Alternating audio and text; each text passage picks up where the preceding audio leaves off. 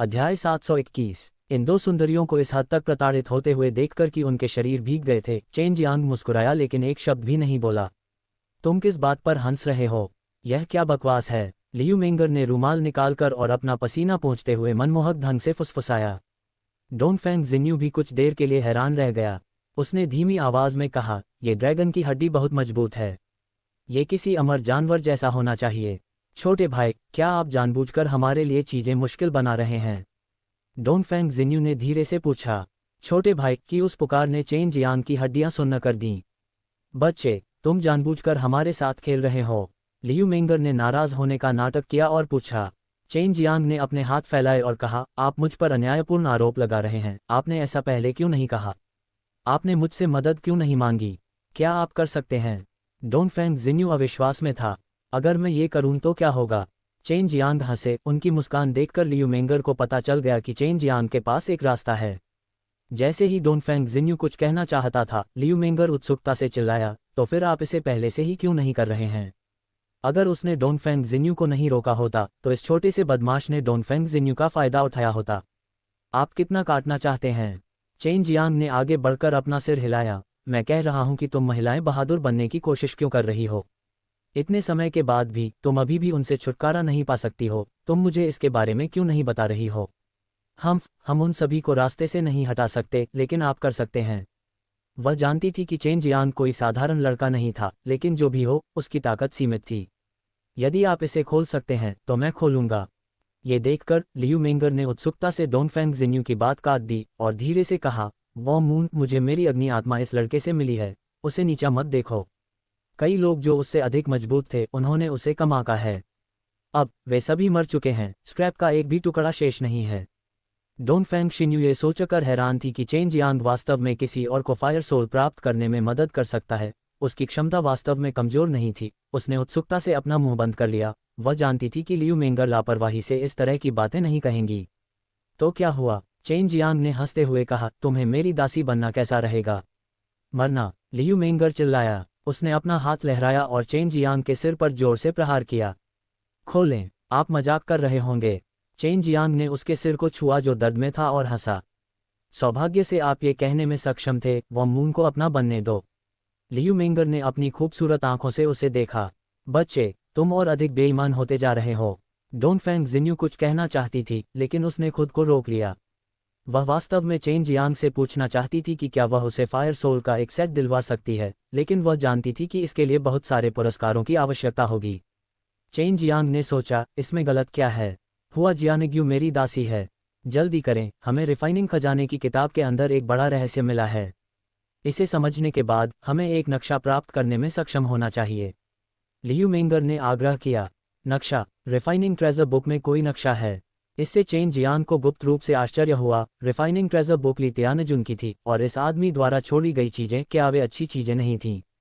Dongfeng जिन्यू ने अपना सिर हिलाया। इस रिफाइनिंग खजाने की किताब में गहन आत्मा का अंश पूर्ण नहीं है, लेकिन किसी ने जानबूझकर कुछ सुराग अंदर छोड़ दिए हैं जो हमें और भी अधिक व्यापक चीज खोजने में मदद कर सकते हैं। चेन जियांग भी अंदर का रहस्य जानना चाहता था। उसने हरे ड्रैगन दानव मारे गए ब्रॉडस्वॉर्ड को बाहर निकाला और उसे स्वर्ग की आग में डाल दिया, और फिर टोफू काटने की तरह उसने उस पर निशान के अनुसार हड्डी का एक छोटा सा टुकड़ा काट दिया। इससे लियू मेंगर और डोंगफेंग शिन्यू अचंभित रह गए। उन्होंने बहुत प्रयास किया था और केवल कुछ निशान ही बनाए थे, लेकिन चेन जियांग ने उन्हें आसानी से काट दिया था। ग्रीन ड्रैगन दानव मारे गए ब्रॉडस्वॉर्ड के दिव्य उपकरण के साथ चेन जियांग की शक्तिशाली स्वर्ग आग के साथ वह आसानी से वर्मिलियन पक्षी के कंकाल को काट सकता था। इसके अलावा वर्मिलियन बर्ड का कंकाल पहले ही चेन जियांग द्वारा ले लिया गया था। इसमें उच्च सुरक्षा थी। वर्मिलियन पक्षी के कंकाल को परिष्कृत करना भी बहुत कठिन था, क्योंकि वर्मिलियन पक्षी स्वयं अग्नि से प्रेरित दिव्य पक्षी था, इसलिए निश्चित रूप से हड्डियों को पिघलना मुश्किल होगा। अंत में चेन जियांग के पास भाग लेने और हड्डियों को पिघलाने के लिए अपनी स्वर्ग की आग का उपयोग करने के अलावा कोई विकल्प नहीं था। ये प्रक्रिया बेहद जटिल थी, यहाँ तक कि चेन जियांग भी इससे पूरी तरह चकित थे। सबसे बड़ा सिरदर्द उन बेहद जटिल स्पिरिट ग्रेन को सतह पर तराशना, फिर पिघली हुई सामग्रियों को अपने दिमाग से बनाना और अन्य सामग्रियों को जोड़ना था। कुछ सामग्रियां स्पिरिट अनाज की एक परत भी थीं, जो एक प्रकार की सामग्री से ढकी हुई थीं, और फिर दूसरी तरह की नक्काशी की गई थीं। चेन जियांग की ग्रीन ड्रैगन दानव हत्या वाली ब्रॉडस्वॉर्ड के ऊपर अनगिनत छोटे स्पिरिट ग्रेन थे। उदाहरण के लिए, एक छोटे से बिंदु में सिर्फ एक स्पिरिट ग्रेन एरे था, और वे स्पिरिट ग्रेन रिफाइनर नहीं थे जो अनगिनत बार सिकुड़ गए थे। एक बिंदु में उकेरे गए दिव्य उपकरण के लिए रिफाइनिंग प्रक्रिया बेहद बड़ी थी। चेन जियांग को लगा कि अगर वह ग्रीन ड्रैगन दानव हत्या वाली ब्रॉडस्वॉर्ड को काटेगा तो उसे कुछ बेहद जटिल स्पिरिट ग्रेन दिखाई देंगे। और मौत को सताने वाले तीर इन दो सुंदरियों के लिए कुछ भी नहीं थे, खासकर जब उन्होंने एक साथ काम किया था। इसे बहुत जल्द पूरा कर लिया जाएगा। केवल 2 दिनों में मौत को सताने वाले तीर के सभी हिस्से इकट्ठे कर लिए गए। मौत को सताने वाला नया तीर पिछले वाले से थोड़ा बड़ा था और बहुत दबंग लग रहा था। हालांकि यह पदार्थ गहरे लाल रंग का था, लेकिन इसे चमकदार होने से बचाने के लिए इसमें कुछ मिलाया जाता था और इसे काला कर दिया जाता था। आखिरकार इसका उपयोग अंधेरे में लोगों को बरगलाने के लिए किया जाता था। जब चेन जियांग ने इसे अपने हाथ में लिया तो उन्हें लगा कि यह बहुत सुंदर ढंग से बनाया गया है और इसका स्वरूप बहुत सुंदर है। ये कल्पना करना कठिन था कि इसे एक नाजुक सुंदरता द्वारा डिज़ाइन किया गया था। आइए इसे आजमाएं, यह आपको निर्वाण चरण का उपयोग करने में मदद करने में सक्षम होना चाहिए। सामग्रियों के कारण यह एक बहुत मजबूत ऊर्जा को संघनित कर सकता है। डोंगफेंग जिन्यू ने अपना पसीना पोंछा और वर्मिलियन पक्षी की हड्डी के बड़े टुकड़े को देखा।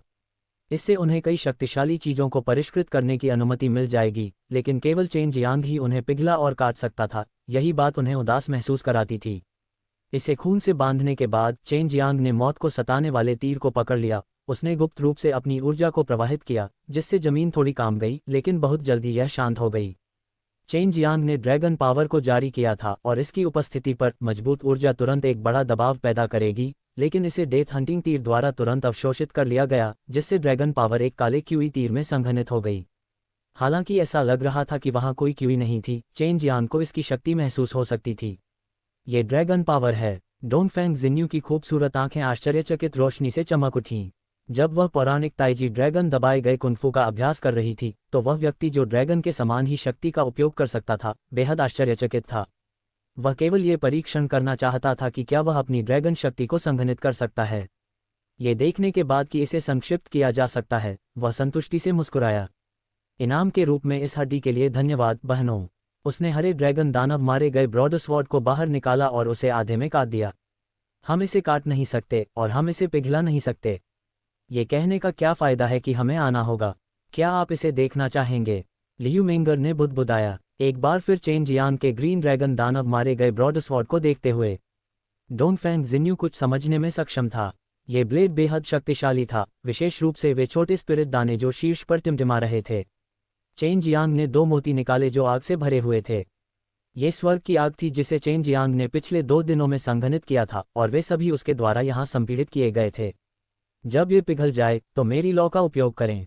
जब आप इसे काटें तो इसे अपने हथियार के चारों ओर लपेट लें। यह आपके लिए इसे लंबे समय तक उपयोग करने के लिए पर्याप्त होना चाहिए। चेन जियांग ने 2 मोती बाहर फेंक दिए। दोनों लड़कियों ने उत्सुकता और सावधानी से उसे पकड़ लिया। चेन जियांग की लौ तेज नहीं थी, लेकिन ये हड्डियों को पिघला सकती थी, जिससे उन्हें असहाय महसूस हुआ। लेकिन ये लौ बिल्कुल सामान्य लग रही थी और कुछ खास नहीं। जब चेन जियांग से इस बारे में पूछताछ की गई तो उन्होंने भी रहस्यमय तरीके से इस बारे में बात करने से इनकार कर दिया, जिससे दोनों लड़कियां बेहद उत्सुक हो गईं। अगर रिफाइनिंग ट्रेजर बुक मुझे ढूंढती है तो आओ और मुझे ढूंढो। मैं सुपर मार्शल स्कूल में रहूंगा। मैं ये कोशिश करूंगा। चेन जियांग ने अपने हाथ में मौत को सताने वाला तीर हिलाया। चेन जियांग के चले जाने के बाद डोंगफेंग जिन्यू संदेह से भर गया। मेंगर, आपके शिष्य का पति वास्तव में अद्भुत है। उसके हाथ में ब्लेड कोई साधारण चीज नहीं है। क्या आपने कभी इसे उधार लिया है? डोंगफेंग जिन्यू ने फायर गैदरिंग पल के साथ खेला जो चेन जियांग ने उसे दिया था। हालांकि अंदर की आग बहुत तेज नहीं थी, लेकिन यह उन हड्डियों को पिघला सकती थी, जिससे उसे समझना मुश्किल हो गया। वॉममून, इस लड़के के पास बहुत सारे रहस्य हैं। हालांकि मैं थोड़ा जानता हूं, लेकिन उसकी अनुमति के बिना मैं लापरवाही से कुछ नहीं बोल सकता। कृपया मुझे माफ कर दें, लियू मेंगर ने कहा। डोंगफेंग शिन्यू हल्के से मुस्कुराया। ये ठीक है, जल्दी करो और रिफाइनिंग खजाने की किताब के अंदर के रहस्य को उजागर करो। ये छोटी बदमाश वास्तव में तुम्हें अपना गुलाम बनाना चाहती है। बहुत बुरा, तुम्हें सावधान रहना होगा, लियू मेंगर ने चिल्लाया। डोंगफेंग शिन्यू का पीला चेहरा लाल हो गया और उसने हंसते हुए सिर हिलाया। वह सचमुच एक बुरा लड़का है। चेन जियांग का ठिकाना बेहद गोपनीय था और उसने एक बहुत शक्तिशाली शरीर परिवर्तन तकनीक में भी महारत हासिल कर ली थी। अगर वह छिपना चाहे तो कोई उसे ढूंढ नहीं पाएगा, इसलिए उसे 10 अरब के इनाम की बिल्कुल भी चिंता नहीं थी। अब जब वह स्वर्गीय सम्राट शहर में लौट आया था तो वह डोंगफेंग रोन के रूप में भी बदल गया था। वह शहर में घूम रहा था और किसी को उस पर जरा भी शक नहीं हुआ। पूर्वी गहन क्षेत्र को पहले ही सील कर दिया गया था। सुपर मार्शल स्कूल से लौटने के बाद से सभी कबीले के बुजुर्ग बंद दरवाजे में प्रशिक्षण ले रहे थे। उन्होंने विस्तार करना भी बंद कर दिया क्योंकि वे जानते थे कि वे इस नई दुनिया में सबसे मजबूत नहीं थे। चेन जियांग डोनफेंग को गहराई से खोजने के लिए वापस आया। उसे लगा कि यह लड़का परीक्षा के लिए सबसे अच्छा उम्मीदवार है, लेकिन वह उसे ढूंढ नहीं सका। कप्तान, आप अभी भी यहाँ क्यों हैं? जब एक गश्ती दल ने चेन जियांग को देखा तो आश्चर्य से कहा, मैं यहाँ क्यों नहीं हो सकता? चेन जियांग ने जानबूझकर उदास चेहरा रखा। सैनिक को इतना डरा दिया कि वह कांप गया। राजा के महाद्वीप में खजाने की रोशनी का दिखना संभव है क्योंकि मैंने सुना है कि यह एक खजाने का जन्म है। अजीब फूल, अजीब पौधे, खजाने, या यहाँ तक कि आकाश से अमर जानवर। संक्षेप में, युवा मास्टर डोनफेंग अपने साथ लोगों का एक समूह लाया है। उस सैनिक ने जल्दी से जवाब दिया। इस नई दुनिया में भी राजा का महाद्वीप सबसे बड़ा महाद्वीप था।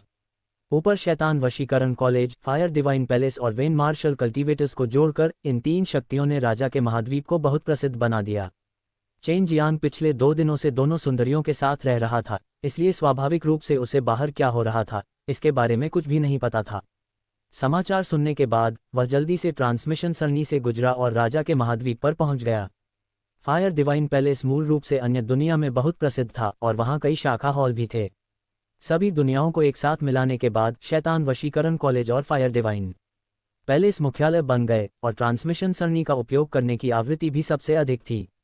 फायर डिवाइन पैलेस से लेकर शैतान वशीकरण कॉलेज तक हर जगह लोग थे, विशेष रूप से शैतान वशीकरण कॉलेज के बहुत से लोग, क्योंकि भले ही वे अन्य संप्रदायों में शामिल हो गए, फिर भी वे दानव वशीकरण सीखने के लिए शैतान वशीकरण कॉलेज में प्रवेश कर सकते थे। मार्शल आर्ट्स, इसलिए उनके पास सबसे ज्यादा लोग थे। इस तथ्य को जोड़ते हुए कि 3 लोगों के बीच महान युद्ध आने वाला था, यहाँ तक कि निर्वाण चरण के कुछ लोग अपने शिक्षक को सुनने और दानव वशीकरण मार्शल आर्ट सीखने के लिए बेशर्मी से लड़कों के एक समूह के साथ अकादमी में रह रहे थे। उनके लिए फायर सोल को लूटना आसान नहीं था। यदि ये तथ्य न होता कि फायर सोल वाले लोग कम प्रोफाइल रखते तो कुछ मजबूत कृषक होते। अल्केमिस्ट में कई रिफाइनर थे और अगर वे अभी लापरवाही से काम करने की हिम्मत करते तो ये बहुत परेशानी भरा होता। कुछ पूछताछ के बाद उस खजाने को प्रकाश में पाकर थोड़ा आश्चर्य हुआ। ये वास्तव में ब्लडी थंडर माउंटेन सी में था, जो किंग महाद्वीप के महान खतरों में से एक था। जब वह और हुआ जियानेग्यू ने पहली बार प्रवेश किया था तो उसे एक बड़े खतरे का सामना करना पड़ा था। वहां अंदर एक सुपर ओल्ड पवित्र भूमि है और सुपर ओल्ड पवित्र भूमि के अंदर एक ड्रैगन है। हालांकि अगर वह ड्रैगन बाहर भी आता है तो भी डरने की कोई बात नहीं है। इस नई दुनिया में कई विशेषज्ञों के साथ ये ड्रैगन छिपना सबसे सुरक्षित होगा। चेन जियांग ने हंसते हुए कहा, जैसा कि अपेक्षित था, संख्याएं अधिक ताकत बनाती हैं। ब्लडी थंडर माउंटेन सी में सबसे भयावह चीज ज़ूलेई बीस्टमैन और ज़ूलेई जानवर नहीं थे जो जहर से भरे हुए थे, बल्कि ज़ूलेई का प्रकार था जो बिना किसी पैटर्न के हर जगह था, इस हद तक कि निर्वाण चरण भी डरता था उन्हें। यदि यह अतीत में होता तो चेन जियांग शायद चिंतित होता, लेकिन अब उसे डरने की कोई बात नहीं है। उसका शरीर इतना मजबूत है, वह अभी भी ज़ूलेई को एक हैक देकर देखना चाहता है कि यह कितना मजबूत है। क्योंकि ब्लडी थंडर माउंटेन सी में एक खजाना प्रकाश दिखाई दिया था, राजा के शहर में एक ट्रांसमिशन सरणी स्थापित की गई थी। ट्रांसमिशन एरे के बिना भी चेन जियांग उस लोटियन गेट का उपयोग सीधे ब्लडी थंडर माउंटेन सागर के केंद्र तक जाने के लिए कर सकता था। जहां तक उसकी बात है, वह यहां केवल मौत को सताने वाले तीर का परीक्षण करने के लिए आया था। साथ ही वह ये भी देखना चाहता था कि अंदर और कौन कौन से शक्तिशाली लोग हैं। ब्लडी थंडर माउंटेन सागर के ऊपर का आकाश घने बिजली के बोल्टों से भरा हुआ था, जो मूसलाधार बारिश की तरह बरस रहा था, जिसने पूरे ब्लडी थंडर माउंटेन सागर को ढक दिया था। कई लोगों ने ब्लडी थंडर माउंटेन सी के बाहर तंबू लगाए थे और क्या हो रहा था इसकी जांच करने के लिए प्रवेश करने से पहले बिजली की बारिश खत्म होने का इंतजार कर रहे थे। भीड़ के बीच चेन जियांग ने अचानक एक बहुत ही चमकदार गंजे सिर की झलक देखी, जो दूर से खून की बिजली के साथ चमक रहा था। चेन जियांग भीड़ को चीरता हुआ गंजे आदमी के पास आया। एक बार देखने पर पता चला कि यह जियो चाओ था। कई लोग आकाश में अनगिनत लाल बिजली के बोल्टों को देख रहे थे, जल्दी से गायब होने की उम्मीद कर रहे थे, और यह एक बेहद शानदार दृश्य था। इसलिए जब हर कोई देख रहा था, चेन जियांग ने अचानक अपना हाथ बढ़ाया और जियो चाओ के छोटे गंजे सिर को जोर से थपथपाया। जियो चाओ क्रोधित हो गया, उसने अपना सिर घुमाया और दहाड़ा, कौन मुझे मारने की हिम्मत कर रहा है? भीड़ एक दूसरे की ओर देखने लगी। चेन जियांग ने बहुत तेजी से काम किया था और कोई भी नहीं देख सका कि किसने हाथ बढ़ाया। इसके अलावा दूर से किसी को बादलों की गड़गड़ाहट की आवाज़ भी नहीं सुनाई दी। चेन जियांग पहले से ही डोंगफैंग रोन बन चुका था और यहाँ तक कि उसकी आभा भी बेहद वास्तविक थी। बेशक जियो चो उसे पहचान नहीं पाएगा, युवक के गंजे सिर को गुस्से में देखकर लेकिन उसे बाहर निकालने के लिए कोई जगह नहीं होने पर चेन जियांग अपनी हंसी को रोक नहीं सका। जियो चाओ ने अपनी मुट्ठियां कसकर भींच लीं और सभी की ओर घूर कर देखा। चेन जियांग द्वारा सिखाए जाने के बाद वह बेहद आज्ञाकारी बन गया था। अगर यह अतीत होता तो उसके आसपास के सभी लोगों को दांतों की तलाश में इस हद तक पीटा जाता कि उनके पूरे शरीर पर चोट के निशान होते। जैसे ही जियो चाओ ने ध्यान नहीं दिया, वह पलटा, चेन जियांग का हाथ बिजली की तरह चमका और उस चमकदार गंजे सिर पर जोर से थप्पड़ मारा। किसने मेरे सिर पर प्रहार किया? अगर तुम में हिम्मत है तो बाहर आओ, इधर उधर मत छिपो। जियो चाओ फिर से दहाड़ा, जिससे चेन जियांग लगभग जोर से हंसने लगा। हालांकि लॉन्ग जुएई पहले ही इस हद तक हंस चुका था कि उसके पास न तो दिल था और न ही फेफड़े। सभी ने जियो चाओ की भयानक आभा को महसूस किया और अंदर ही अंदर वे क्रोधित हो गए। गंजे युवाओं को चिढ़ाने के लिए ऐसा बचकाना तरीका कौन अपनाएगा? जियो चाओ के गुस्से को उसके शरीर में जलने से रोकने के लिए हर कोई तितर बितर हो गया। जियो चाओ ने अपना सिर खुजलाया और अपने आसपास के लोगों की ओर देखने लगा। उसकी आंखें गुस्से से भरी हुई थीं, सीधे हर किसी के चेहरे पर घूर रही थीं। वह ये पता लगाना चाहता था कि भीड़ में से संदिग्ध कौन था और उसके साथ इस तरह खिलवाड़ करना उसकी नज़र में अपमान था। बाल्डी, यहाँ देखो। चेन जियांग अचानक उसकी पीठ के पास आया और फिर उस चमकदार खोपड़ी पर जोरदार थप्पड़ मारा। कमीने, मैं तुम्हें मार डालूंगा। जियो चाओ ने देखा कि यह कौन था और जोर से चिल्लाया। चेन जियांग पर एक मुक्का मारा, लेकिन चेन जियांग ने आश्चर्यजनक रूप से उसे चकमा दे दिया। उसके बाद वह तेजी से जियो चाओ के पास से गुजरा और उसे थप्पड़ मार दिया। चेन जियांग हंसे, अरे गंजे, तुम इतने शक्तिशाली कैसे हो सकते हो? जियाओ चाओ क्रोधित हो गया। उसने अपने पैर जोर से मारे, जिससे जमीन हिल गई।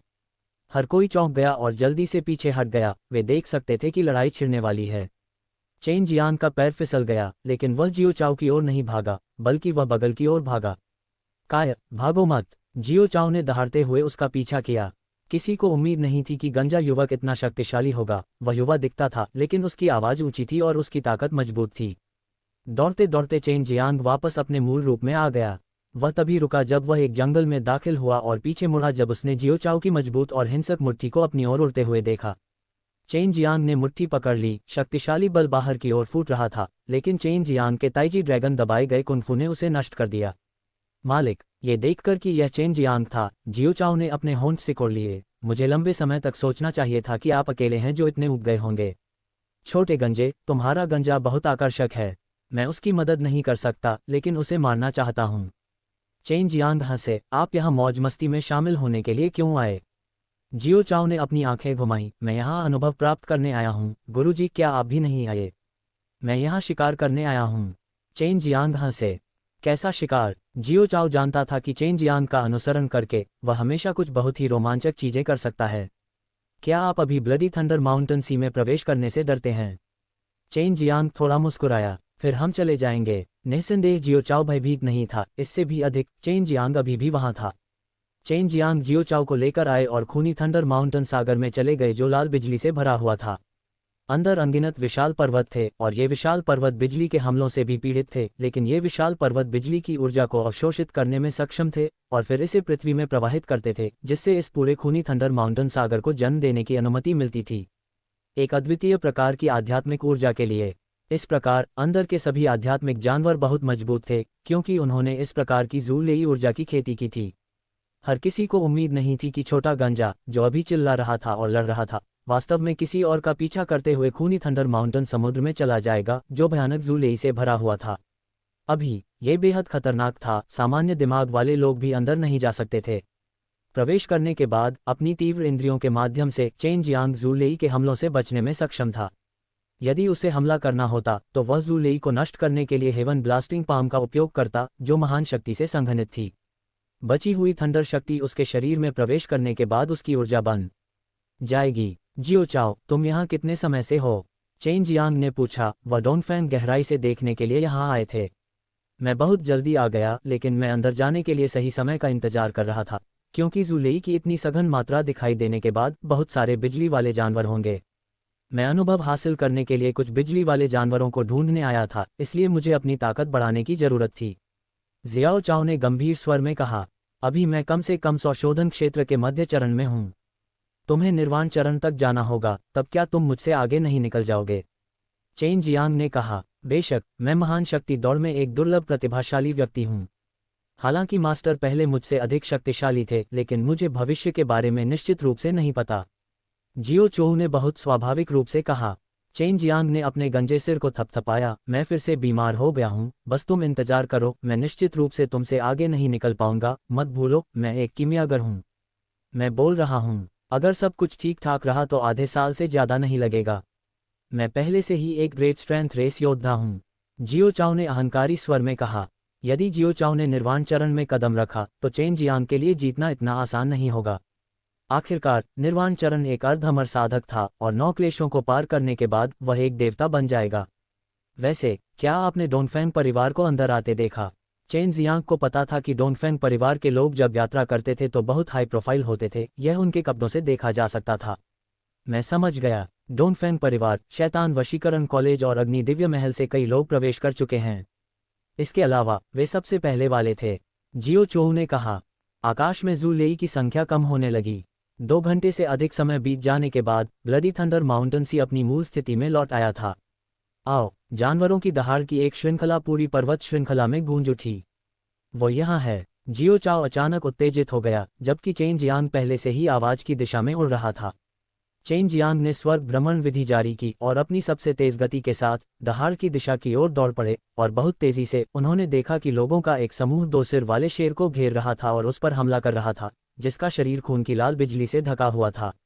आभा, जू लेई डबल हेडेड शेर ब्लडी थंडर माउंटेन सी में बहुत प्रसिद्ध है। यह एक प्रकार का बिजली वाला जानवर है जिसकी कई नस्लें हैं, और यह सबसे मजबूत गहरा जानवर है जिसकी बहुत सारी नस्लें हैं। हालांकि लोगों का वह समूह 2 अलग अलग ताकतों से था और वे अभी बहस कर रहे थे। चेन जियांग को जो आश्चर्य हुआ वह यह था कि एक तरफ लोगों में से एक बीस्ट मार्शल स्कूल से था और उसने एक सुंदर आकृति भी देखी, यान यानरान। उनके तर्क की सामग्री से चेन जियांग को पता था कि क्योंकि उन्होंने एक ही समय में जू लेई डबल हेडेड शेर की खोज की थी और क्योंकि उन्होंने लंबे समय तक इसका पीछा किया था, अंत में जू लेई डबल हेडेड शेर था बीस्ट मार्शल स्कूल द्वारा मारे गए, लेकिन उन्होंने दूसरे पक्ष को नहीं पहचाना। बच्चे, थोड़ी देर में, यह कोई बिजली वाला जानवर नहीं है जो मारा जाने वाला है, बल्कि एक इंसान है। अपने आप को तैयार करो। चेन जियांग ने हंसी उड़ाई। तुम किसे मार रहे हो? जियो चाओ तुरंत उत्साहित हो गया। ये थंडर हेवन स्कूल का कोई शिष्य लगता है। चेन जियांग ने लेई तियान के बारे में कभी नहीं सुना था, इसलिए उन्हें नहीं पता था कि ये शिष्य कितने मजबूत थे। थंडर हेवन स्कूल, मुझे पता है, यह नई दुनिया के शीर्ष 10 संप्रदायों में से एक है, तीसरे स्थान पर है। जियो चाओ ने कहा। तो फिर हमारे सुपर मार्शल स्कूल की रैंक क्या है? चेन जियांग उत्सुक थे। कोई रैंकिंग नहीं है, ऐसा लगता है कि यह डोनफेंग परिवार का है। शीर्ष 10 में डोनफेंग परिवार का पहला स्थान है, लेकिन इस थंडर हेवन स्कूल में कुछ शक्ति होनी चाहिए, अन्यथा वह पहले ही उस रैंकिंग वाले किसी व्यक्ति द्वारा डांटकर मार डाला गया होता। उद्धरण चिन्ह। तो आइए एक नज़र डालें और देखें कि इस नई दुनिया में तीसरे स्थान पर रहने वाला संप्रदाय कितना मजबूत है। चेन जियांग ने व्यंग्य किया। बीस्ट मार्शल स्कूल में केवल 4 लोग थे, लेकिन थंडर हेवन स्कूल में 10 से अधिक लोग थे। ये स्पष्ट रूप से युद्ध में हमारी लूट है, हमें इसका आधा हिस्सा आपके साथ क्यों बांटना चाहिए? यान यानरान की ठंडी और गुस्से वाली आवाज़ तीखी थी और पहाड़ों के भीतर गूंज रही थी। हमने इतने लंबे समय तक पीछा किया है, अगर यह जानवर हमसे नहीं डरता तो यह अपनी जान बचाने के लिए नहीं भागता। हमने इसकी बहुत सारी ऊर्जा खर्च कर दी है, इसलिए आप इसे आसानी से मार सकते हैं। थंडर हेवन स्कूल के एक सुंदर आदमी ने कहा।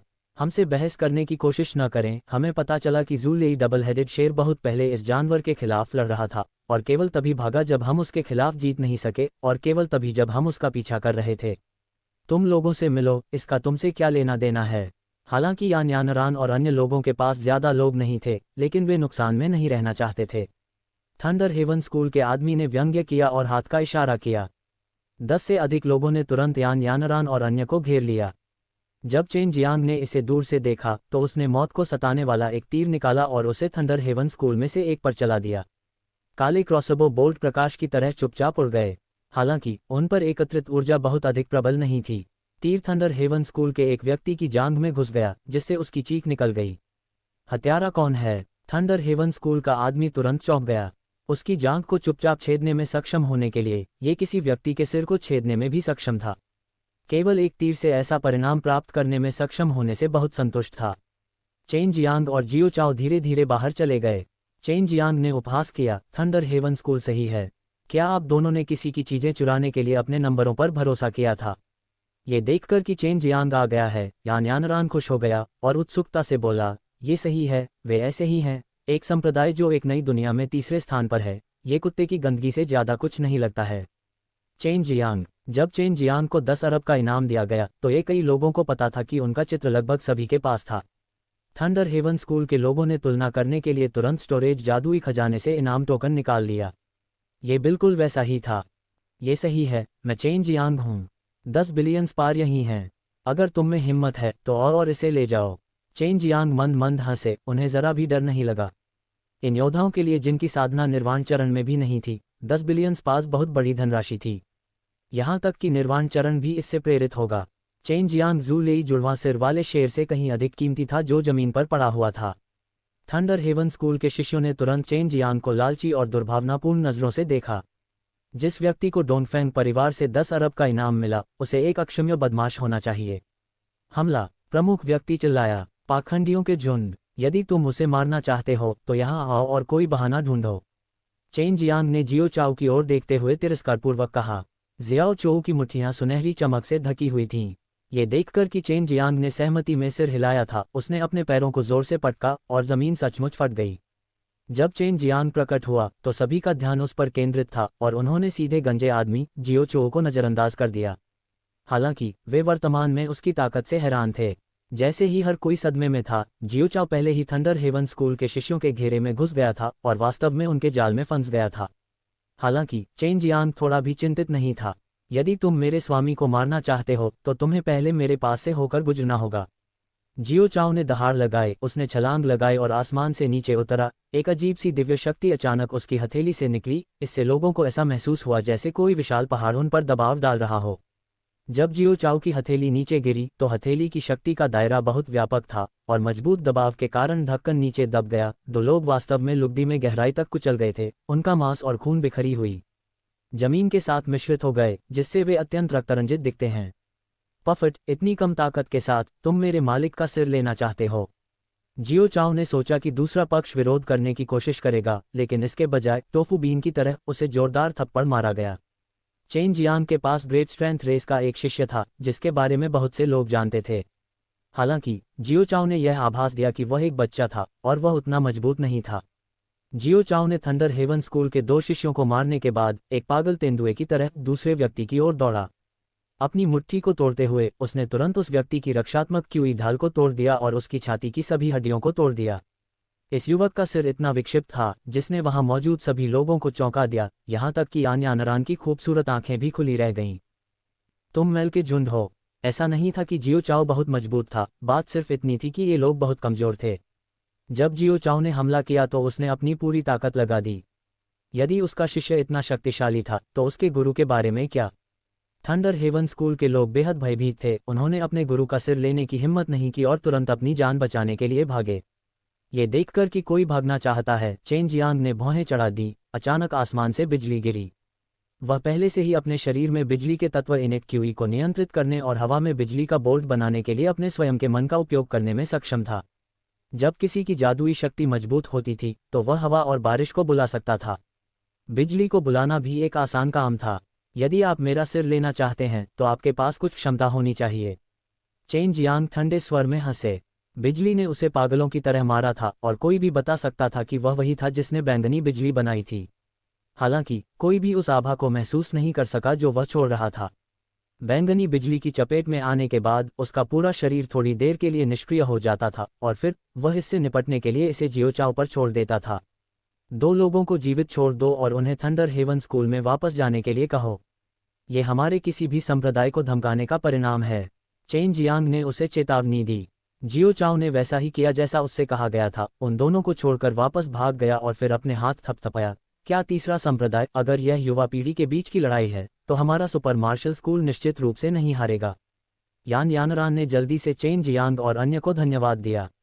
यहाँ रास्ते में उन्हें ड्रैगन सबर्डिंग स्कूल के बारे में पता चला जिसके बारे में चेन जियांग बात कर रहे थे और उन्हें पता था कि यान यानरान भी उनके साथी संप्रदाय के सदस्य थे। हम अभी बाहर आए हैं। शुरुआत में बहुत सारे लोग अंदर जा रहे थे, लेकिन अंदर जाने वाले लोगों की संख्या कम होती गई। अंदर जाने वाले सभी लोग चले गए और हमने अंदर जाने की हिम्मत नहीं की। आप लोग जल्दी करना चाहिए और इस खराब जगह को छोड़ देना चाहिए, यान यानरान ने सलाह दी। बेशक चेन जियांग को पता था कि यह अजीब था, बीच में सुपर ओल्ड सेक्रेड लैंड में एक अजगर फंसा हुआ था। जियो चाओ, तुम और वे थंडर बीस्ट से लड़ने के लिए बाहर होंगे।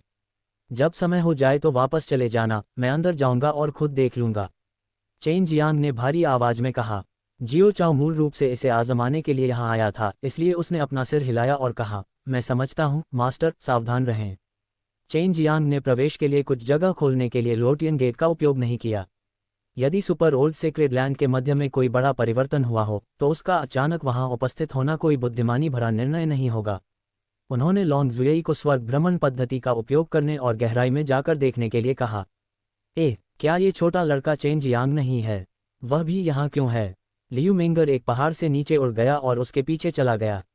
लियू मेंगर भी आश्चर्यचकित थी कि लियू मेंगर और डोंगफेंग जिन्यू अचानक प्रकट हुए। पहले उन्होंने कहा था कि रिफाइनिंग ट्रेजर बुक के अंदर रहस्य को सुझाने में उन्हें कुछ समय लगेगा। आप यहाँ पर क्या कर रहे हैं?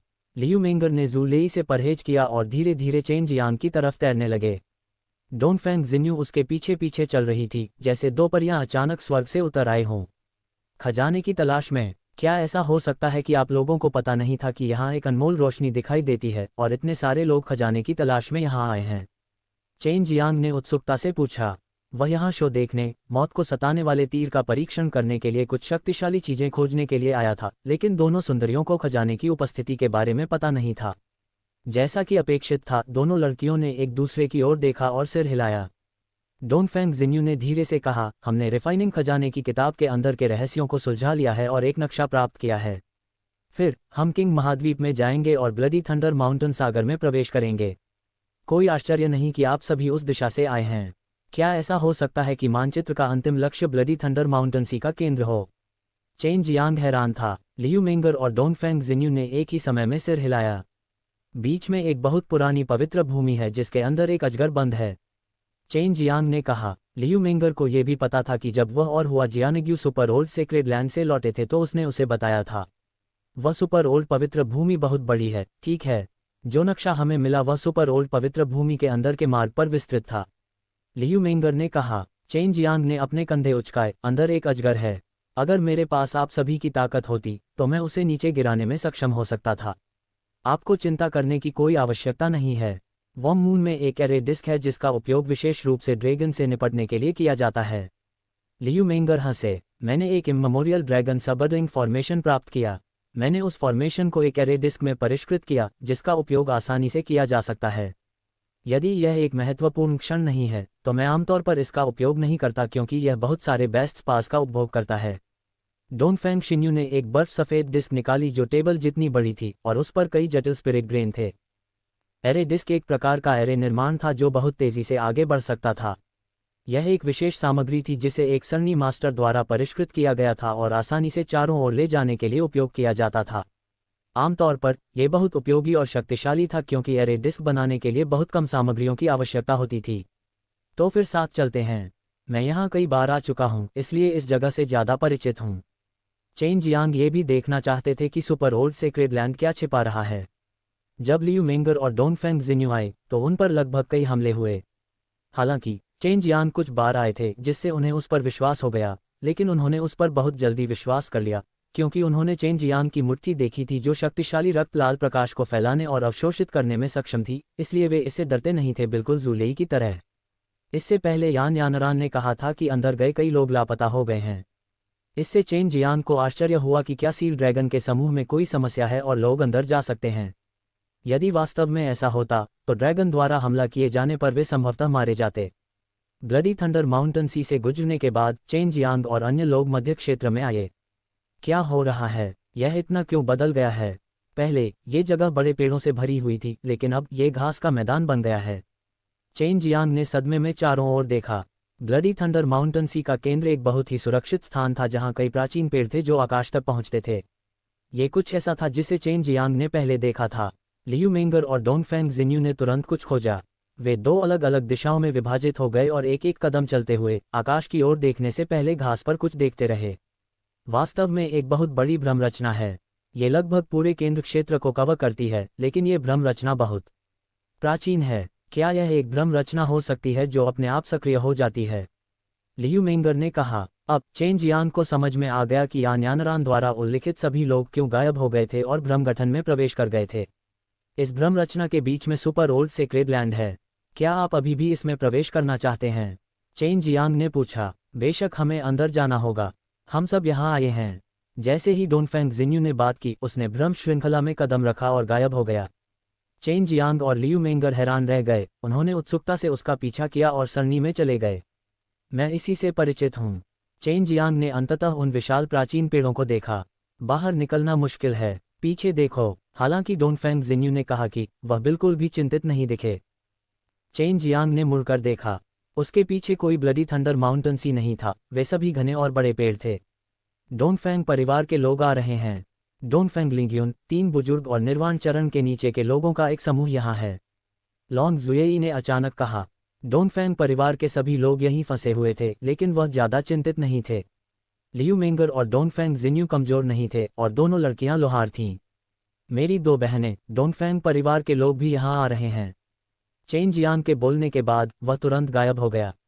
वह वास्तव में चिंतित था कि वह उन्हें नीचे खींच लेगा, और जब लियू मेंगर और डोनफेंग जिन्यू उसकी देखभाल करना चाहेंगे तो वह अनिवार्य रूप से विचलित हो जाएगा।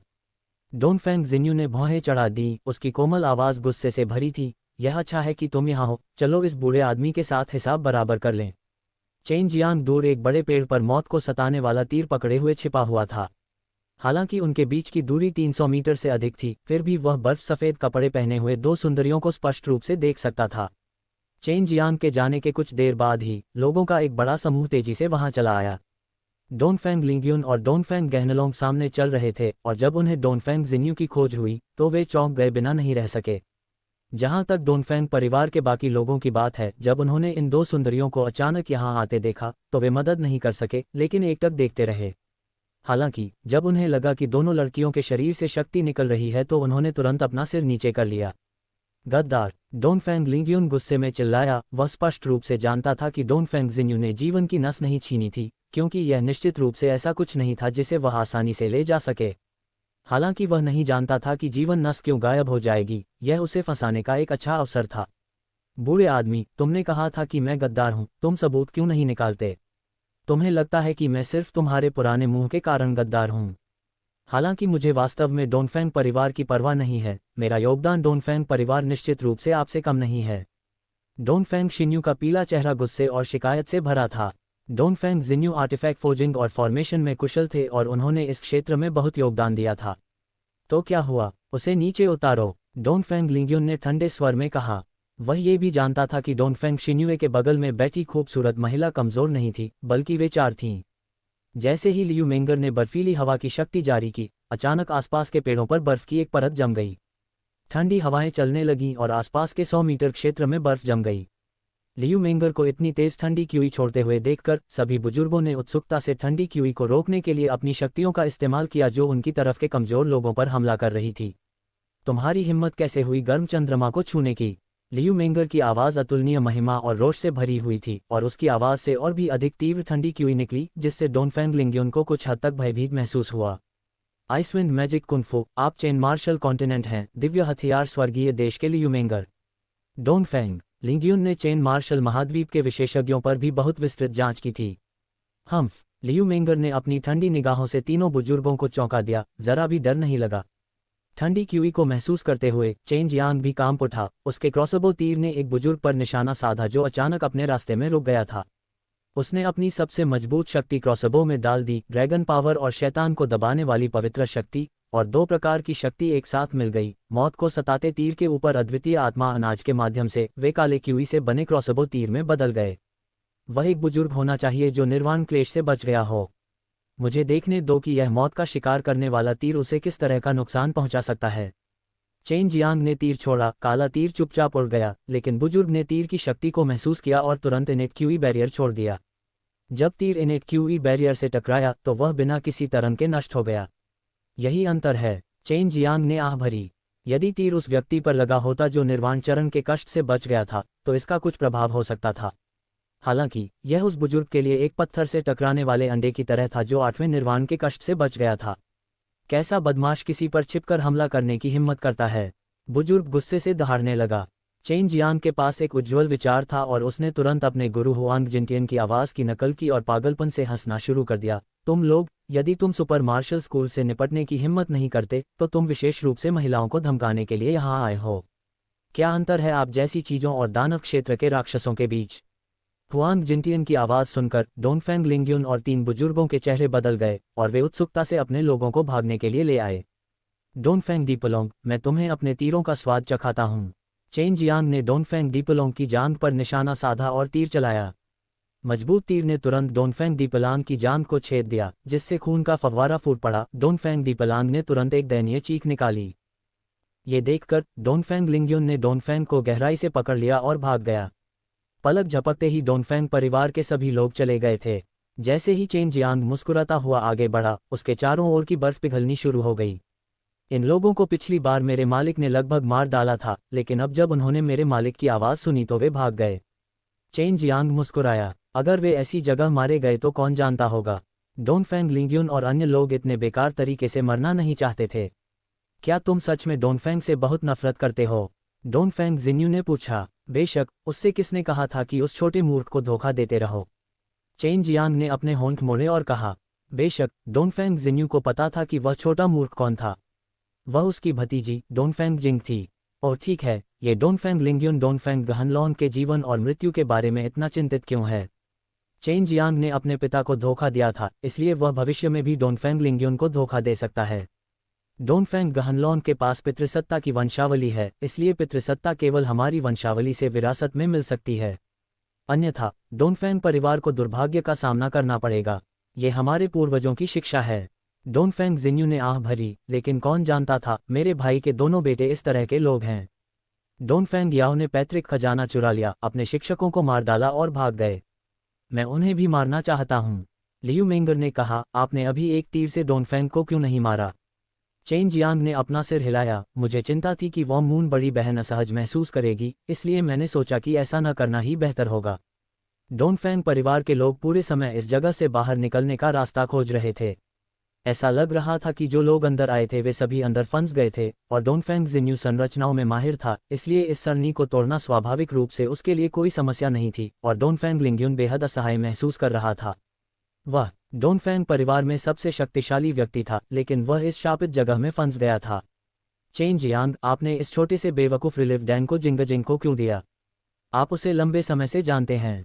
पूछा। उसने लियू मेंगर से सुना था कि चेन जियांग एक परोपकारी व्यक्ति था। वह केवल ये जानती थी कि चेन जियांग ने डोनफेंग जिंग के साथ कितनी जल्दी व्यवहार किया था। मुझे लगा कि वह सुंदर है, इसलिए मैंने इसे उसे दे दिया।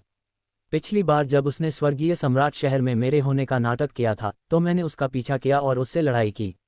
मुझे पता चला कि उसे धोखा देना आसान था और मैंने उससे दोस्ती कर ली, चेन जियांग ने गंभीर चेहरे के साथ कहा। लेकिन उसका दिमाग बेवकूफ़ सुंदरता की छाती पर बड़े खरगोश के बारे में सोच रहा था। उसने यह मानने से इनकार कर दिया कि चेन जियांग ने उसका फ़ायदा नहीं उठाया। वह चिंतित थी कि अगर यह जारी रहा तो डोनफेंग जिन्यू को भी इस छोटे से बदमाश द्वारा मार दिया जाएगा।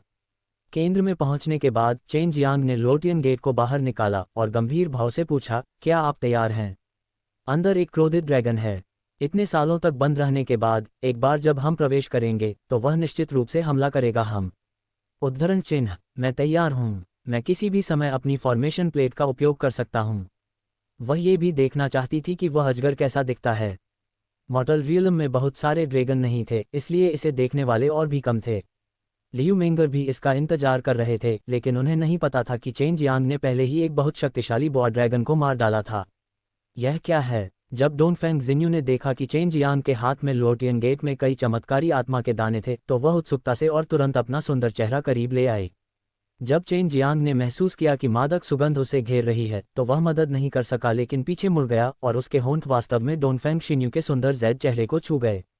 आह! डोनफेंग जिन्यू ने अपने चेहरे को अपने हाथों से ढकते हुए धीरे से पुकारा। जब उसने चेन जियांग की ओर देखा तो उसका चेहरा शर्म से भरा हुआ था। उसका चेहरा पूरी तरह से लाल हो गया था और उसका दिल जोर जोर से धड़क रहा था। चेन जियांग सुंदरता के चेहरे को चूमने में सक्षम होने से उसे बेहद खुशी हुई, लेकिन वह बेहद शांत था। डोनफेंग शिन्यू को आगे की जांच करने से रोकने के लिए उसने उत्सुकता से 2 बार खांसी, यह एक शक्तिशाली खजाना है जो वरिष्ठ ने मुझे दिया था। क्या आप तैयार हैं? मैं एक दरवाजा खोलूंगा और सुपर ओल्ड पवित्र भूमि में प्रवेश करूंगा। जैसे ही आयामी द्वार खुला, डोंगफेंग जिन्यू तुरंत इसकी ओर आकर्षित हो गया। इस तरह का स्थानिक प्रकार का खजाना अत्यंत दुर्लभ था और शोधन प्रक्रिया भी अत्यंत जटिल थी। चलो एक साथ अंदर चलते हैं, क्योंकि यह एक पल में बंद हो जाएगा। चेन जियांग ने दो लड़कियों की प्रतिक्रिया का इंतजार नहीं किया, क्योंकि उसने उनके जैद हाथ खींचे और आयामी दरवाजे में प्रवेश किया। लियू मिंगर चेन जियांग को दूसरों का फायदा उठाते हुए कैसे नहीं देख सकते थे। चेन जियांग की दोषी दृष्टि को देखकर उसे गुप्त रूप से ईर्ष्या महसूस हुई, लेकिन अब बोलने का समय नहीं था। स्थानिक द्वार में प्रवेश करते हुए वे खंडहरों के ढेर में दिखाई दिए, जहां तीव्र ड्रैगन आभा का विस्फोट महसूस किया जा सकता था। डोंगफेंग जिन्यू ने उत्सुकता से सरनी डिस्क को बाहर निकाला। तभी दूर जंगल से एक विशाल नीला अजगर उड़ता हुआ आया। जैसे ही डोंगफेंग जिन्यू ने बड़े समूह को छोड़ना चाहा, नीला ड्रैगन चमक उठा और नीले कपड़े पहने एक मध्यम आयु वर्ग के व्यक्ति में बदल गया। ये तुम फिर से क्यों हो भाई, क्या तुमने अभी तक काम पूरा कर लिया? उस खूबसूरत अधेड़ उम्र के आदमी ने चेन जियांग की ओर इशारा किया और चिल्लाया। ड्रैगन ने हमला नहीं किया, बल्कि एक इंसान में बदल गया। लॉन्ग यान ने गुस्से से चिल्लाते हुए चेन जियांग की ओर इशारा किया। बच्चे, इस बार तुम कौन सी तरकीबें अपनाने की कोशिश कर रहे हो? हर बार तुम्हें जाने से पहले बस थोड़े समय के लिए आना होता है। चेन जियांग के मुंह का कोना हिल गया। ये तीसरी बार था जब उसने प्रवेश किया था, और हर बार वह ड्रैगन द्वारा नहीं पकड़ा गया था। उसने कभी उम्मीद नहीं की थी कि ड्रैगन अभी शिकायतों से भरा होगा और वर्तमान में जेल में बंद था। बड़े भाई, यह आपका घर नहीं है, ये भी एक बहुत महत्वपूर्ण जगह है। जब भी मैं आता हूँ मुझे आपसे बचना पड़ता है। मैं भी असहाय महसूस करता हूँ। चेन जियांग फूट फूट कर हंसे। डोंगफेंग शिन्यू के हाथ में चीज देखकर ड्रैगन ने कहा, क्या इस चीज का इस्तेमाल मुझसे निपटने के लिए किया जाता है? डोंगफेंग जिन्यू और लियू मेंगर भी दंग रह गए। उन्होंने कभी नहीं सोचा था कि चेन जियांग वास्तव में इस क्रोधित ड्रैगन से शांति से बात कर पाएंगे। वे दोनों हंसना चाहते थे। चेन जियांग, ये कष्टप्रद बच्चा, एक अजगर को भी सहन करने में असमर्थ था। ये सही है, यदि आप हम पर हमला नहीं करते तो मैं भी इसका उपयोग नहीं करना चाहता, डोंगफेंग शिन्यू ने कहा। हालांकि ड्रैगन एक अकेले व्यक्ति में बदल गया था और उसका हमला करने का कोई इरादा नहीं था, फिर भी वह और लियू मेंगर अभी भी सतर्क थे। इस ड्रैगन को उससे डराने के लिए चेन जियांग ने जानबूझकर ड्रैगन पावर जारी की। यो, ड्रैगन पावर! अधेड़ उम्र का आदमी थोड़ा हैरान था, और जिस चीज ने उसे आश्चर्यचकित किया वह न केवल ड्रैगन पावर थी, बल्कि एक अजीब आभा भी थी। Dragon slaying QE! Dragon slaying QE! Chain Jiang थोड़ा हैरान था। लॉन्ग जुई ने कहा, ड्रैगन को मारने के बाद और फिर ड्रैगन के मोती को अवशोषित करने से इस तरह की आभा घनीभूत हो जाएगी। आप लोग जो चाहें, बस मेरी खेती में विघ्न न डालें। अजगर ने अपना सिर हिलाया और हवा में उछल गया और एक नीले अजगर में बदल गया जो जंगल में उड़ गया। चेन जियांग ने अपनी जीभ बाहर निकाली। मुझे उम्मीद नहीं थी कि वह मुझसे डर जाएगा। यह एक गहन क्षेत्र है और यह बहुत बड़ा है। डोंगफेंग जिन्यू ने तुरंत नक्शा निकाला और लियू मेंगर के साथ दिशा की तलाश की। चेन जियांग वास्तव में ड्रैगन को ढूंढना और उससे बात करना चाहता था, ये देखने के लिए कि क्या वह उसे ले सकता है, लेकिन यह थोड़ा अवास्तविक था। वह इस समय बहुत कमज़ोर था और उसे लग रहा था कि उसे ड्रैगन के खिलाफ जीतना ही होगा। यहाँ अंदर बहुत खतरनाक है। कुछ जगहें तो ऐसी हैं जहाँ जाने की मेरी हिम्मत भी नहीं होती।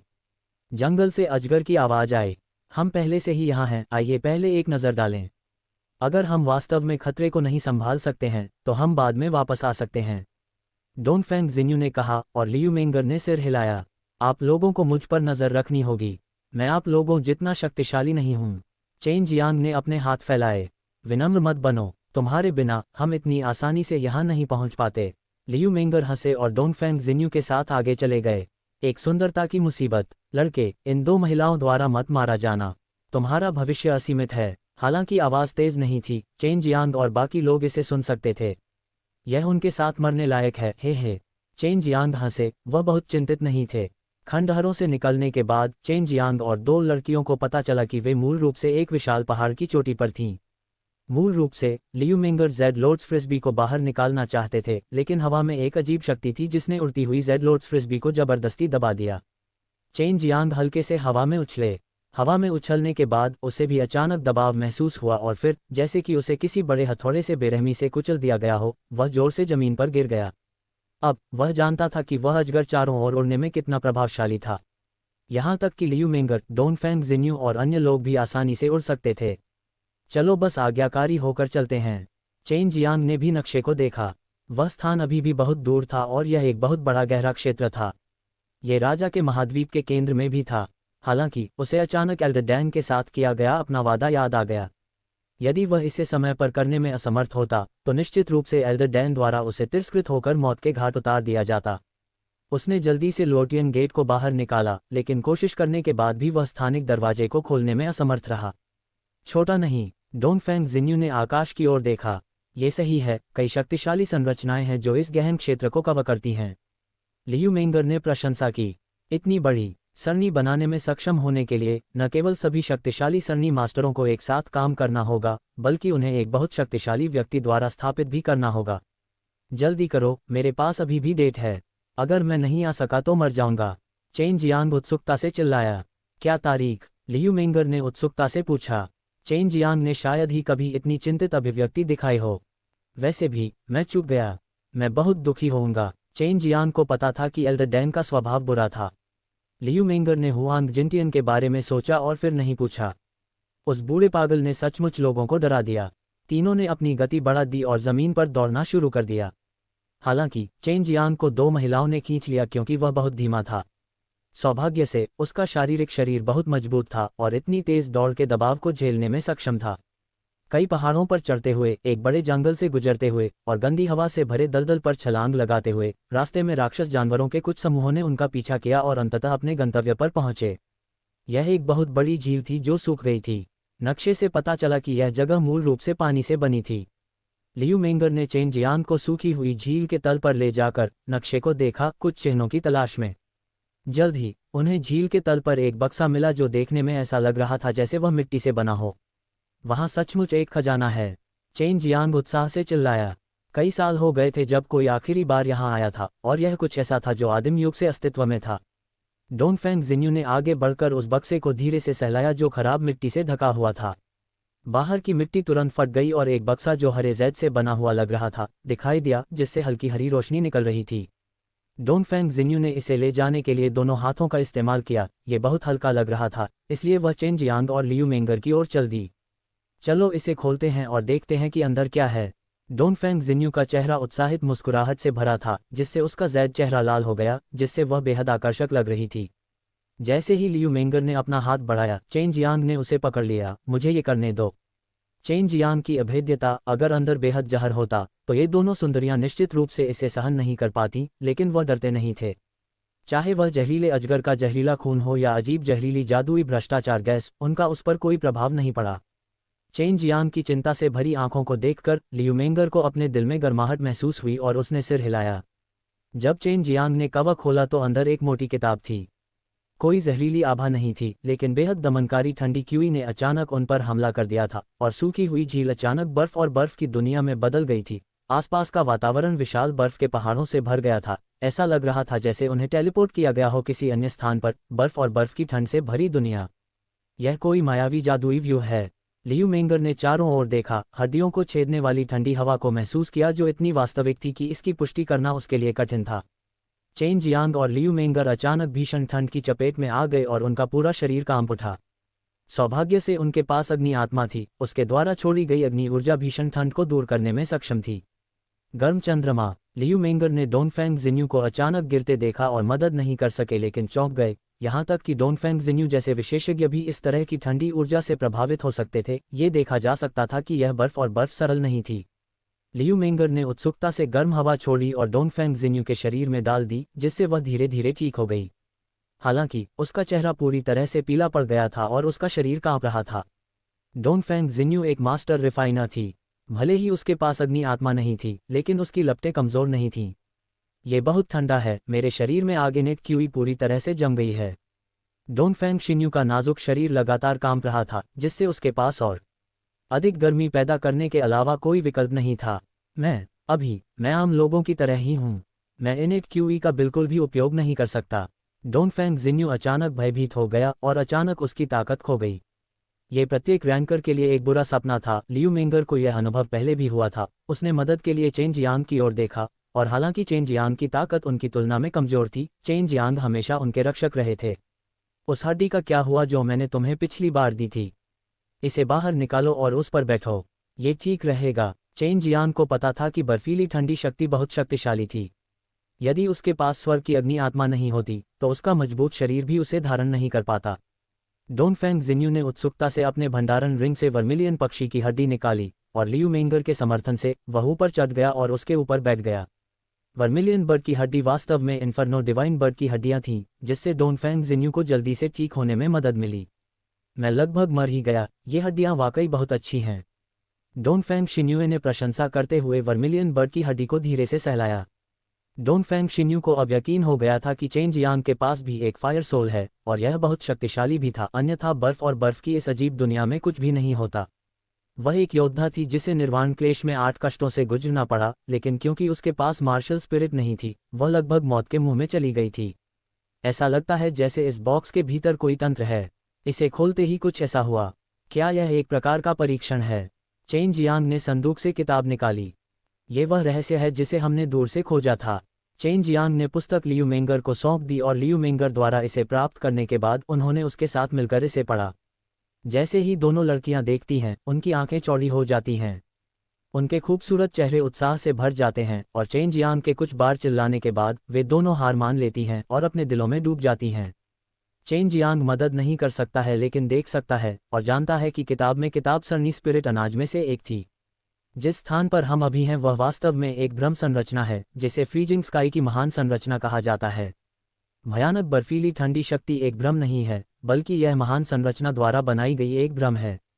केवल वही चीजें हैं जो हम यहाँ देखते हैं भ्रम, और यदि हम इसे तोड़ नहीं सकते तो हम बच भी नहीं सकते। डोनफेंग जिन्यू ने भौहें चढ़ा दीं। गठन को निष्क्रिय करने की विधि इस पुस्तक में है। इस पुस्तक में कई शक्तिशाली निर्माण विधियां, साथ ही अमर उपकरणों को परिष्कृत करने में बड़ी मात्रा में ज्ञान और अनुभव शामिल हैं। यहाँ तक कि एक दिव्य कलाकृति, लियू मेंग, उसकी छाती ऊपर नीचे हो रही थी, वह बेहद उत्साहित दिख रही थी। ये वास्तव में बहुत सशक्त पुस्तक थी। चेन जियांग बेहद हैरान थे। उन्होंने अनुमान लगाया कि रिफाइनिंग ट्रेजर बुक इस किताब का एक छोटा सा हिस्सा थी। गठन को तोड़ने में कितना समय लगेगा? मेरे पास अभी भी एक तारीख है। चेन जियांग ने उत्सुकता से चिल्लाया। अगर वह 1 या 2 साल तक यहाँ रुका तो वापस लौटने पर एल्डर डैन उसे डांटकर मार डालेगा। हम वर्तमान में सरनी को तोड़ने का एक तरीका ढूंढ रहे हैं। सरनी को व्यवस्थित करने की एक विधि है, लेकिन इसमें कुछ अन्य अज्ञात सरनी संरचनाएं मिश्रित हैं।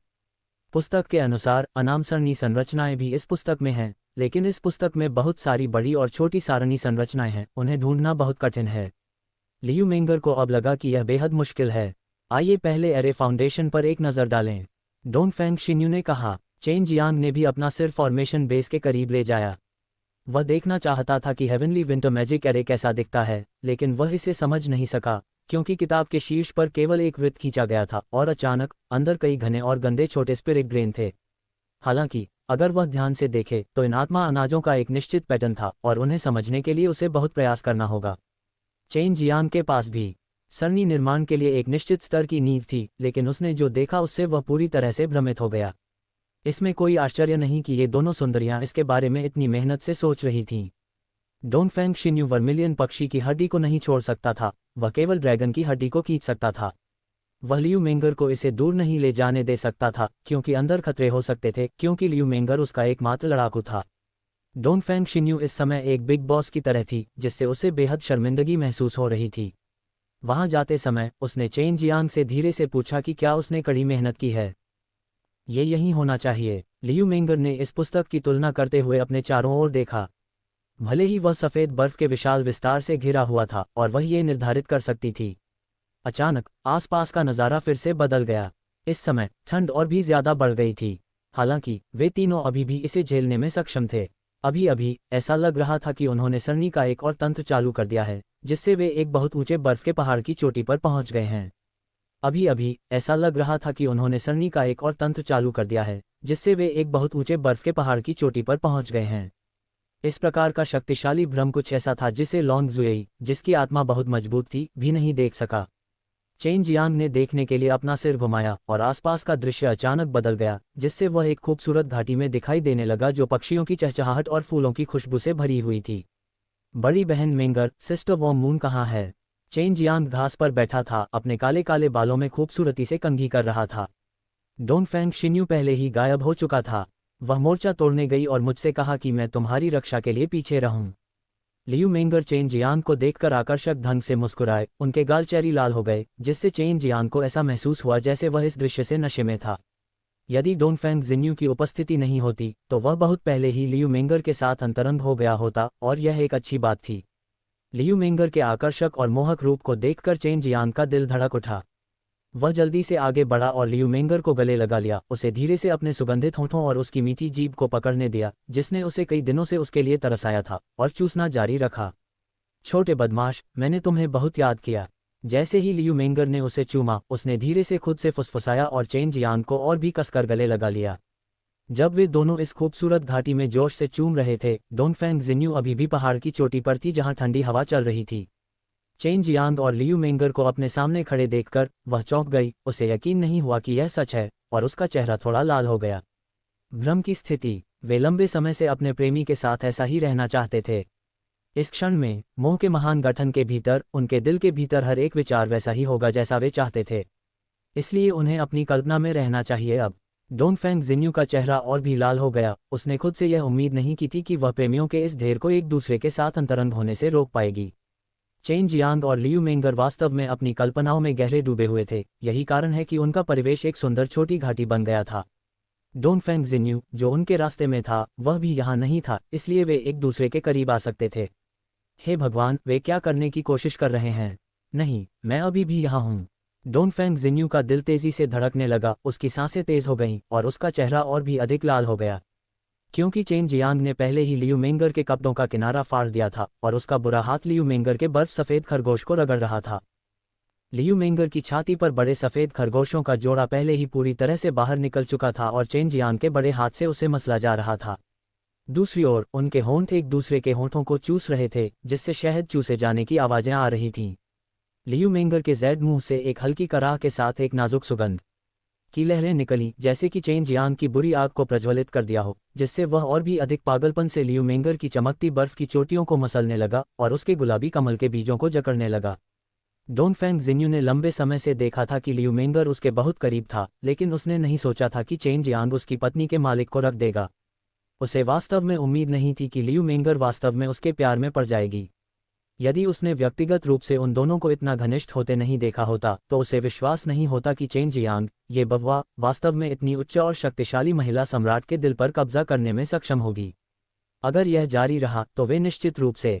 इस समय डोनफेंग जिन्यू का दिमाग उलझन में था। वह वर्मिलियन पक्षी की हड्डी को नहीं छोड़ सकती थी, अन्यथा वह बर्फीली ठंडी शक्ति से जम जाती। चेन जियांग और लियू मेंगर के होंठ आखिरकार अलग हो गए। जब डोनफेंग जिन्यू राहत की सांस लेने ही वाली थी, उसने लियू मेंगर की वासना से भरी धुंधली आंखें देखीं और उसे पता चल गया कि इससे भी बदतर कुछ होने वाला है। चेन जियांग ने लियू मेंगर की जैद गर्दन को चूमना शुरू किया और फिर उसे चूमना जारी रखा। भावनाओं की विशाल श्रृंखला के अंदर लियू मेंगर भी इस समय बेहद उत्साहित थे। उसकी कोमल छाती थोड़ी ऊपर उठ गई और जब उसने महसूस किया कि चेन जियांग उसे चूस रहा है तो वह चिल्लाए बिना नहीं रह सकी। अराजक दृश्य को देखते हुए डोनफेंग जिन्यू का चेहरा उसके कानों तक लाल हो गया। उसने एक गहरी सांस ली और उत्सुकता से मोटी रिफाइनिंग खजाने की किताबों को पलटा, भावनाओं की बड़ी श्रृंखला को तोड़ने का रास्ता तलाशने लगी। अन्यथा चेन जियांग और लियू मेंगर ने और भी अधिक शर्मनाक कुछ किया होता। इस समय ये डोनफेंग शिन्यू के लिए भी एक परीक्षा थी। लियू मेंगर की मादक कराहें तैरती रहीं, हर बार उसकी आत्मा पर आघात करतीं। सौभाग्य से वह एक महिला थी, लेकिन उसे केवल थोड़ी शर्मिंदगी महसूस हुई। यह पाया। एक पल के बाद डोनफेंग जिन्यू का चेहरा खुशी से भर गया जब उसने उस जगह को देखा जो वसंत के रंग से भरी हुई थी। इस समय चेन जियांग प्यार से लियू मेंगर के खूबसूरत बर्फीले पहाड़ के साथ खेल रहा था, जबकि लियू मेंगर उसे शर्म से देख रहा था। दोनों के शरीरों को विशाल जादुई संरचना में पागलपन से बढ़ाया गया था, जिससे वे ऐसे काम करने लगे जो उन्होंने पहले करने की हिम्मत नहीं की थी। मेंगर इतनी बड़ी है, कैसे एक आदमी उसके साथ यूं ही खिलवाड़ कर सकता है, और यहाँ तक कि उसे काटने के लिए उसे वापस भी दे सकता है। मैं क्या सोच रहा हूँ? डोनफेंग जिन्यू का मन था उलझन में। वह अंततः चेन जियांग की उसके शरीर और दिमाग दोनों को प्राप्त करने की क्षमता को एक बार फिर से देख सकी। गुरु और शिष्य, ये लड़का वास्तव में दुष्ट था, मेंगर ने ये पहले ही कहा था। तो उसके शब्दों के पीछे यही अर्थ है। हम बर्बाद हो गए हैं। डोनफेंग जिंग, ये छोटा बेवकूफ़, निश्चित रूप से उससे मंत्रमुग्ध है। जैसा कि डोनफेंग जिन्यू ने सोचा था, इसमें से उसने चारों ओर देखा और तुरंत महसूस किया कि दूरी पर एक बहुत ही कमजोर शक्ति थी। यह महान संरचना की शक्ति का स्रोत है। इसे नष्ट करने के लिए यह पर्याप्त होना चाहिए। उसने पहले ही अपने शरीर के ऊपरी आधे हिस्से से लियू मेंगर के कपड़े उतार दिए थे और बर्फीली चोटी पर चेरी का फूल उसके मुंह में था। उसके हाथ की एक लहर के साथ बर्फ से संघनित आग की इनेट की हुई ऊर्जा के स्रोत पर गिर गई। बूम! चेन जियांग और लियू मेंगर को अचानक थोड़ी ठंड महसूस हुई। खूबसूरत घाटी पहले ही गायब हो चुकी थी, लेकिन लियू मेंगर अचानक बहुत अधिक स्पष्ट हो गई, और जब उसने देखने के लिए अपना सिर घुमाया तो उसने डोनफेंग जिन्यू को एक लाल चेहरे के साथ उन्हें देखते हुए देखा।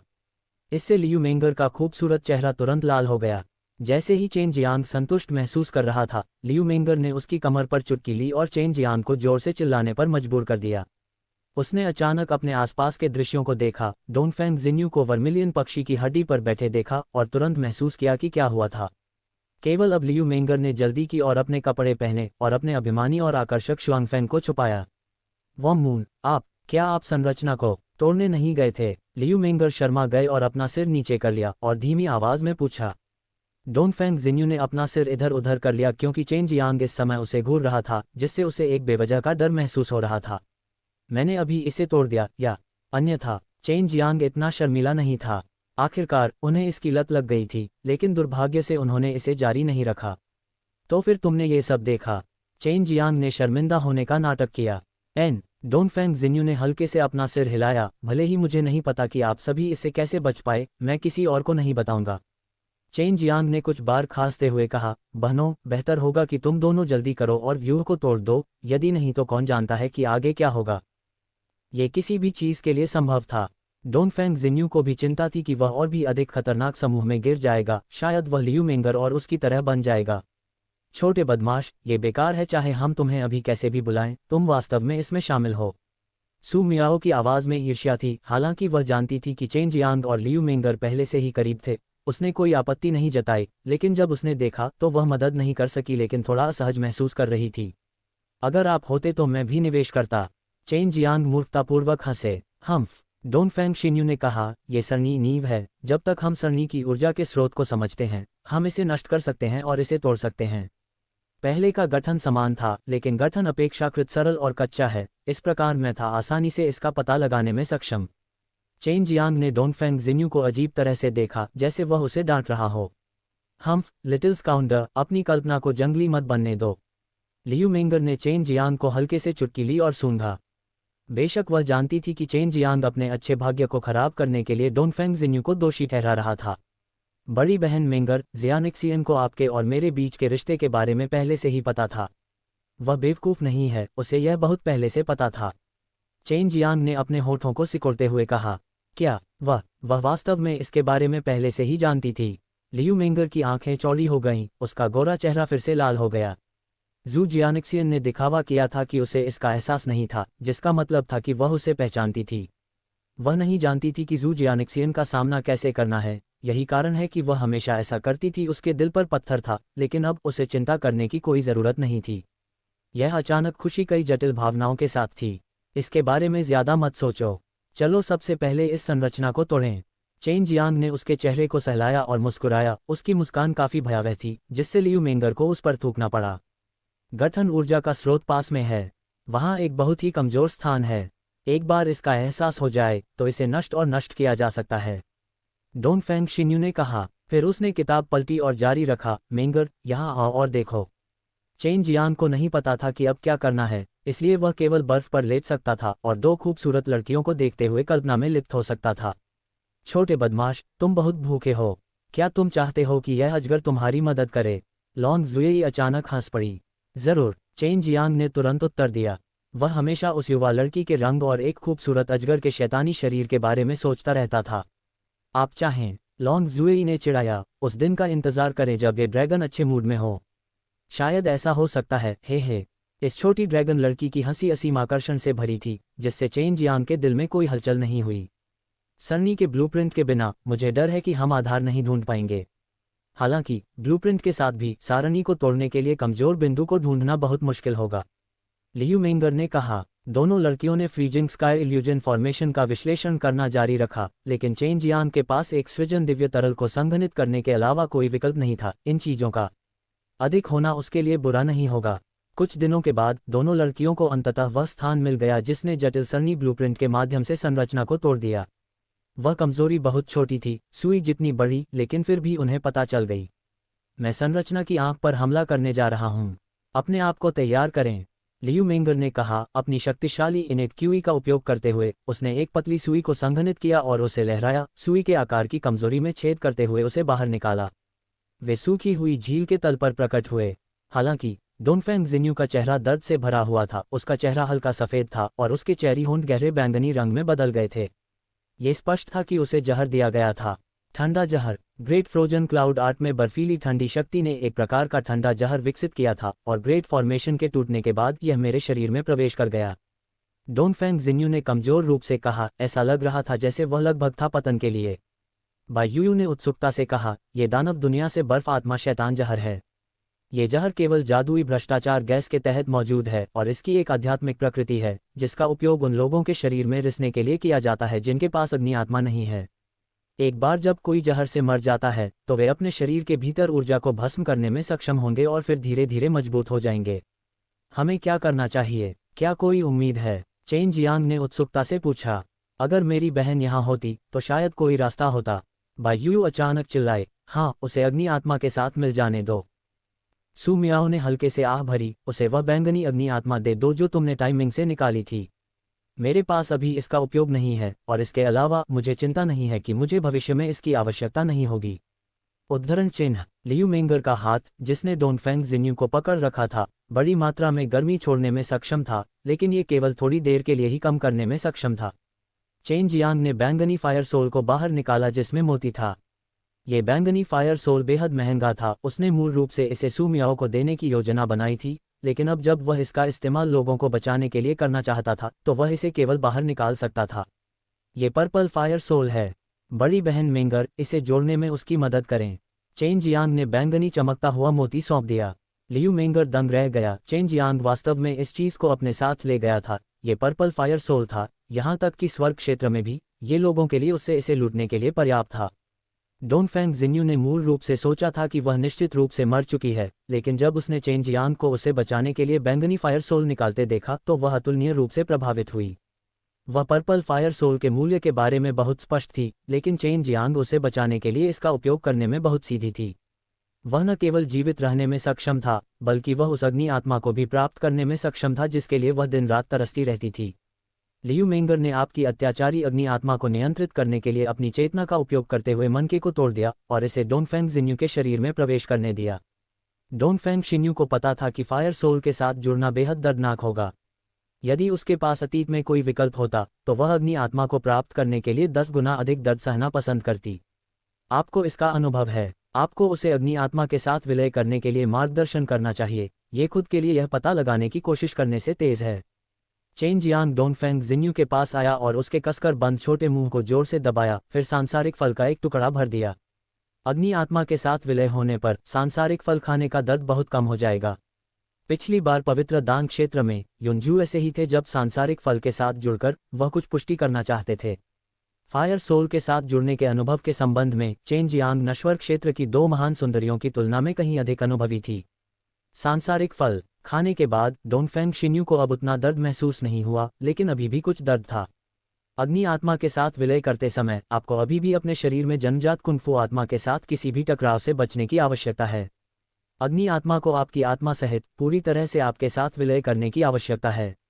चेन जियांग ने कहा। लियू मेंगर ने अग्नि आत्मा के साथ विलय के दौरान अपने अनुभवों को बताना शुरू किया, साथ ही कुछ ऐसी बातें भी बताईं जिन्होंने उसका ध्यान खींचा।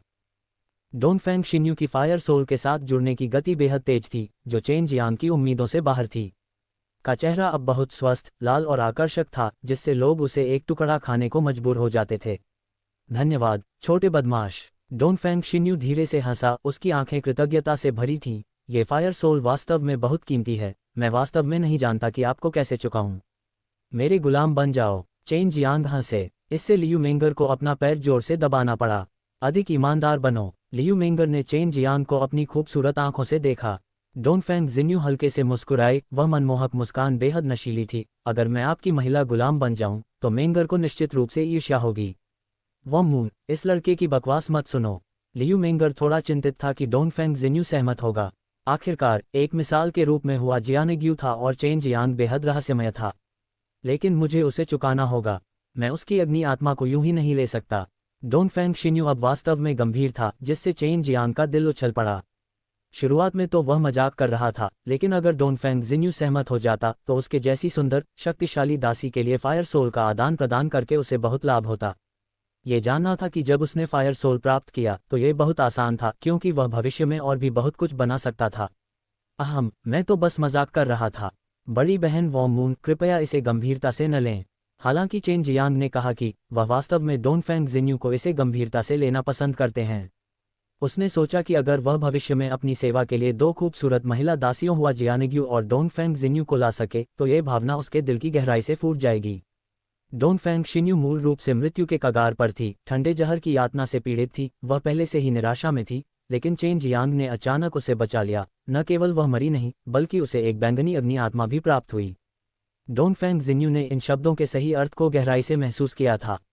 वह समझने लगी थी कि क्यों लियू मेंगर को इस छोटे बदमाश चेन जियांग ने शारीरिक और मानसिक रूप से पकड़ लिया था, क्योंकि चेन जियांग वास्तव में सक्षम था। स्वामी सेवक अनुबंध, और यह जीवन और मृत्यु का अनुबंध है। लॉन्ग जुएई ने अचानक चिल्लाया। डोनफांग जिन्यू की भौहों के बीच से सफ़ेद रोशनी की एक किरण निकली, जो चेन जियांग की आत्मा में प्रवेश कर गई।